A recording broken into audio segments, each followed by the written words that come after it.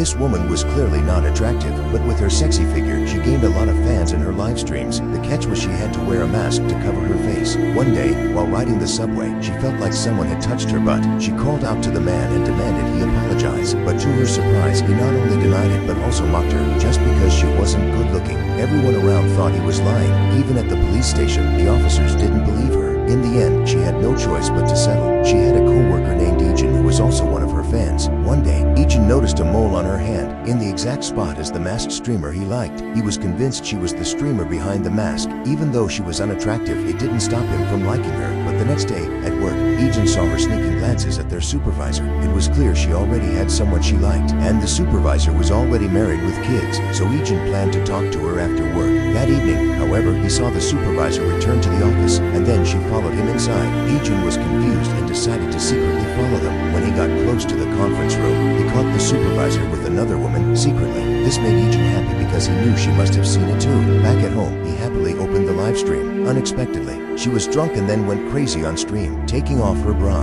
Clearly, the supervisor had pushed her to this point, but since Eejin had been timid all his life, he didn't dare to confront the supervisor or help her get revenge. The next day after work, he ran into her bringing the drunk supervisor into a motel. This crushed Eejin. He never expected she was that kind of person, knowing the supervisor was a terrible man, yet still willingly trying to get close to him. Then the next day, she sent Eejin a chat request. It turned out that night, the supervisor apologized after saying he didn't remember anything because he had been drinking. He even quit his job voluntarily. Heartbroken, she opened her live stream looking for someone to talk to, only to find her stream had been shut down. There was only one viewer left in the chat, and it was Eejin. With Eejin's encouragement, she started seeing him as a good friend, and even planned to meet in person. But Eejin, insecure since childhood, didn't dare to meet her, so he hired a handsome guy online to go on a date for him. Little did he know, his decision would end up making him the prime suspect in a murder case.